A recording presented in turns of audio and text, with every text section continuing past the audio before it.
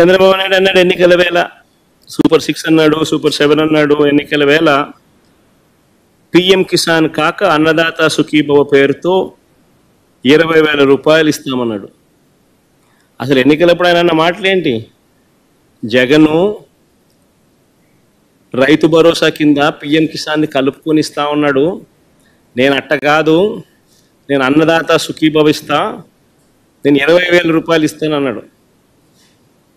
PM Kisan కాక అన్నదాత సుఖీభవ 20,000 ఇస్తా అన్నట్టుగా ప్రతి మీటింగ్లోనూ నమ్మబలికాడు. మరి పిఎం కిసాన్ కింద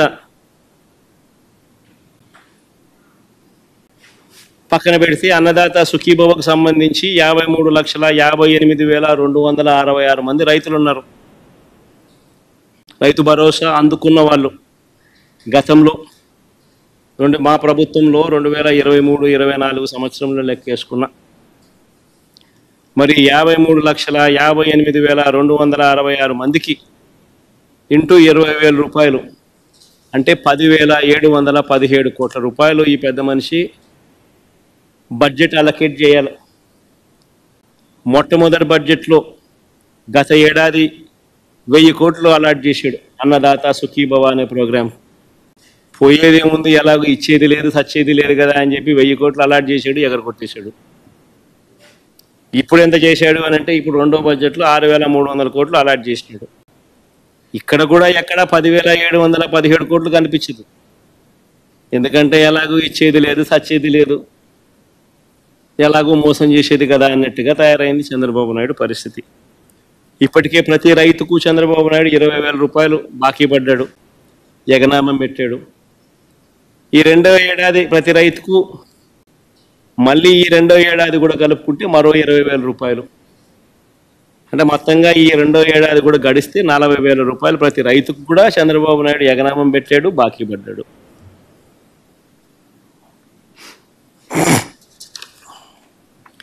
చంద్రబాబు నాయుడు ఇలా రైతులకు మోసం చేయడం అనేది కొత్త కాదు. కోర్స్ ఆయన చరిత్ర చూస్తే ఎవరిని మహిళలకు కొత్త కాదు, పిల్లలకు కొత్త కాదు, రైతులకు కొత్త కాదు.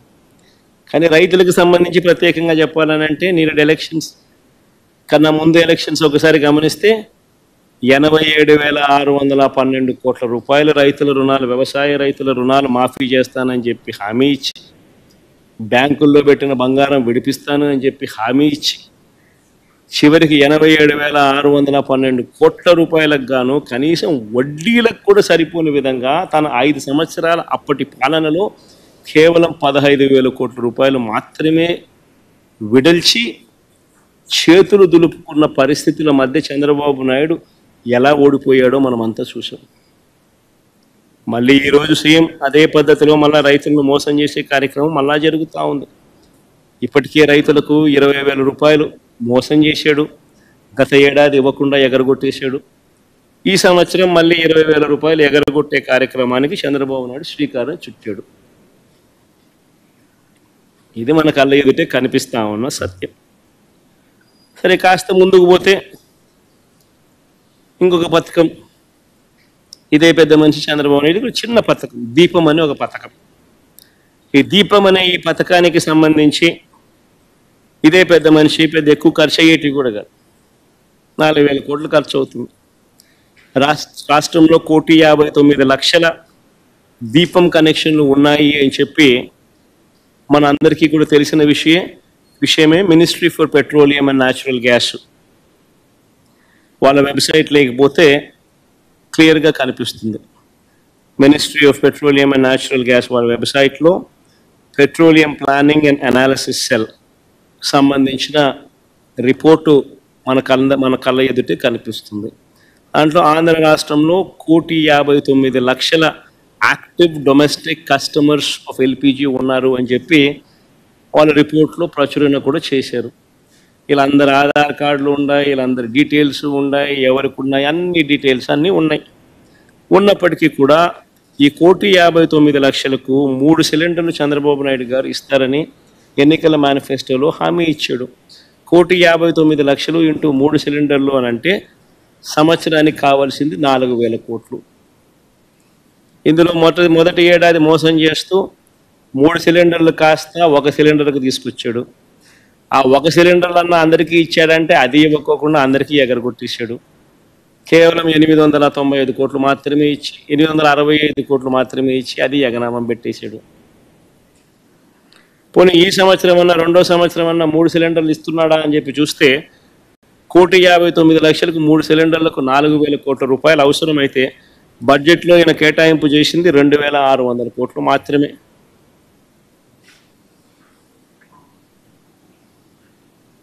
అంటే ఎలాగూ ఇచ్చేది లేదు కాబట్టి, ఎలాగూ మోసమే కాబట్టి నెంబర్లు ఏవి ఎంత అవసరమో అన్న దాని మీద ఏది కూడా ఎవరు కూడా లెక్కలు చూడడం లేదు. ఎలాగో ఎగరగొట్టేదే నామకే వాస్తే చేయాలంటే చేయాలన్నట్టుగా చేసేదే కాబట్టి ఎలాగో ఎగనామం పెట్టేదే కదా అని చెప్పి అడుగులు వేస్తూ ఉన్నాడు చంద్రబాబు నాయుడు గవర్నమెంట్లో. మరో ముఖ్యమైన హామీ 50 ఏళ్ళకే పెన్షన్ అన్నాడు.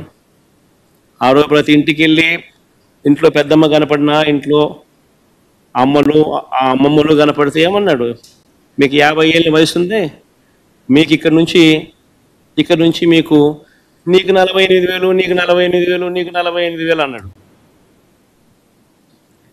ఇదే పెద్ద మనిషి అన్నాడా? మరి నిజంగా 50 ఏళ్ళకి పెన్షన్లు ఇవ్వాలి అని అంటే ఎస్సీ బీసీ మైనారిటీలకు ఇదే మాదిరిగా పెన్షన్ ఇవ్వాలి అని అంటే మరో 20 లక్షల కుటుంబాలు యాడ్ అవుతాయి ఉన్న పెన్షన్ల సంఖ్యకు.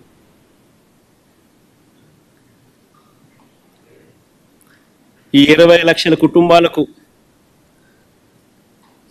4,000 రూపాయల చొప్పున లెక్కేసుకుంటే అక్షరాల 9,600 కోట్ల రూపాయలు కేటాయింపులు చేయాలి. మొదటి ఏడాది 9,600 కోట్లు ఎగరగొట్టేశాడు. పోనీ ఈ ఏడాది ఏమైనా కేటాయింపులు చేశాడా, ఏమైనా ఇస్తాడా అని చెప్పి చూస్తే ఈ ఏడాది కూడా ఎగరగొట్టేశాడు. అంటే ఈ 50 ఏళ్ళు నిండిన ప్రతి మహిళకు ఎన్నికలప్పుడు నీకు 48,000 నీకు 48,000 నీకు 48,000 అని చెప్పిన ఈ చంద్రబాబు నాయుడుకి సంబంధించిన వీళ్ళంతా ఈ నాయకులంతా ప్రతి మహిళకు ఇప్పటికే నేడు సంవత్సరం 48,000 కోట్లు ఎగనామం పెట్టారు, మోసం చేశారు. ఈ సంవత్సరం మరో 48,000 రూపాయలు మళ్ళీ ఎగనామం పెట్టాడు, మోసం చేశారు. అంటే మహిళలకు మళ్ళీ మరో 96,000 రూపాయలు ఈ 2 ఏళ్లలో ఈ ఒక్క పథకం ద్వారా జరిగిన మోసం.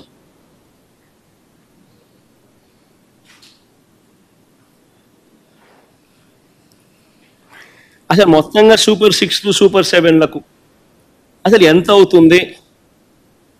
ఈ సూపర్ 6లు సూపర్ 7లే లెక్కేసుకుందాం, పెద్దవన్నీ లెక్కేద్దాం, చిన్న కాస్త పక్కన పెట్టినా కూడా అని అనుకుంటే కూడా కావాల్సింది 79,867 కోట్ల రూపాయలు.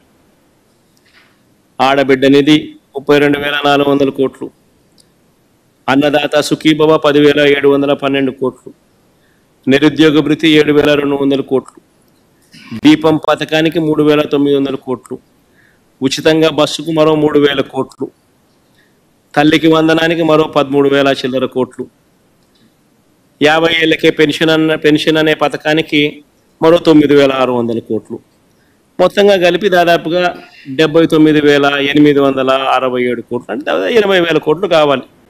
మరి ఈ పెద్ద మనిషి నేరుడు బడ్జెట్లో ఎంత కేటాయించాడు అని చెప్పి చూస్తే నేరుడు బడ్జెట్లో గత ఏడాది 7,282 కోట్లు మాత్రమే కేటాయించారు. చేసిన తర్వాత ఎంత ఖర్చు పెట్టాడు అని అంటే కేవలం 865 కోట్లు మాత్రమే ఖర్చు పెట్టాడు. పోనీ ఈ సంవత్సరం బడ్జెట్లో 79,867 కోట్లకు గాను ఈ పెద్ద మనిషి ఎంత కేటాయింపులు చేశాడు అని అంటే కేటాయింపులే కేవలం 17,179 కోట్లు మాత్రమే కేటాయింపులు చేశాడు. అంటే ఇది కూడా ఎలాగో మోసం చేయడమే కదా అనే పద్ధతిలో జరుగుతూ ఉంది. బాబు షూరిటీ, మోసం గ్యారంటీ అన్నదానికి నిదర్శనాలు ఇవన్నీ కూడా. ఇదే పెద్ద మనిషి మన చిత్తూరు జిల్లాకి పోతాడు, పోయి గంగాధర్ నెల్లూరులో చంద్రబాబు నాయుడు అనే వ్యక్తి మాట్లాడుతూ అని అంటాడు, ఏమంటాడు, వైఎస్ఆర్సీపీ వాళ్ళకు ఏ పనులు చేయొద్దు, ఏ పథకాలు ఇవ్వద్దు అని పెద్ద మనిషి చంద్రబాబు నాయుడు చెప్పుకొచ్చాడు. పబ్లిక్ మీటింగ్లో ఈ పెద్ద మనిషి అందరూ చూస్తూ ఉండగా అందరి సమక్షంలో ఈ పెద్ద మనిషి మాట్లాడిన మాటలు ఇవి. ఏ పథకాలు ఇవ్వద్దు అని అంటాడు ఈ పెద్ద మనిషి. అసలు ఇది నేను అడుగుతా ఉన్నా, ఇవ్వడానికి ఇవ్వకపోవడానికి అసలు ఇది బాబు గారి సొమ్మ అని అడుగుతున్నా, ఎవడు అని అడుగుతా ఉన్నా. హీస్ ఓన్లీ ఏ కస్టోడియన్. ఈ మనిషి ఎవడు అని అడుగుతా ఉన్నా. ప్రభుత్వం నడిచేది ప్రజల కోసం, ప్రజల సొమ్ముతో నడుస్తూ ఉంది. ఇదే పెద్ద మనిషి ముఖ్యమంత్రిగా ప్రమాణ స్వీకారం చేసేటప్పుడు ఈ పెద్ద మనిషి చేసిన ప్రమాణం ఏమిటి? పక్షపాతానికి, రాగద్వేషాలకు అతీతంగా పరిపాలన చేస్తాను అని చెప్పి రాజ్యాంగబద్ధంగా ఈ మనిషి ప్రమాణం చేశాడు. పక్షపాతానికి, రాగద్వేషాలకు అతీతంగా పరిపాలన చేస్తానని ప్రమాణం చేసి ఇప్పుడు ఈ పెద్ద మనిషి ఇలా మాట్లాడుతూ ఉన్నాడు. ఏకంగా బహిరంగంగా, బాహాటంగా పబ్లిక్ స్పీచ్లో ఈ మాదిరిగా మాట్లాడుతూ ఉన్నాడు. మరి ఈ మనిషి మీద ఎవరైనా జడ్జిలు కానీ, ఆయన మాటలు, నా మాటలు ఎవరైనా జడ్జిలు వింటున్నా కానీ, అది గవర్నర్ గారైనా కానీ నా మాటలు, ఆయన మాటలు ఎవరైనా కానీ విన్నా కానీ, అసలు ఇలాంటి వ్యక్తిని ఒక్క నిమిషమైనా ముఖ్యమంత్రి స్థానంలో కొనసాగించడం ధర్మమేనా?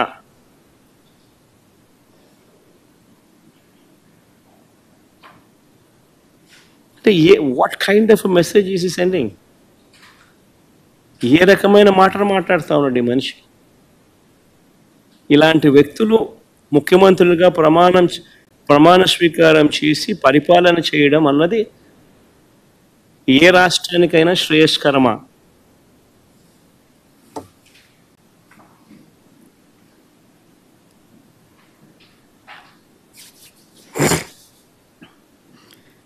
ఇక పెన్షన్ల విషయానికి వద్దాం. పెన్షన్ల విషయానికి వస్తే మా ప్రభుత్వం ఉన్న నాటికి, అంటే ఎలక్షన్ కోడ్ వచ్చే నాటికి మా ప్రభుత్వం ఉన్న నాటికి ఏకంగా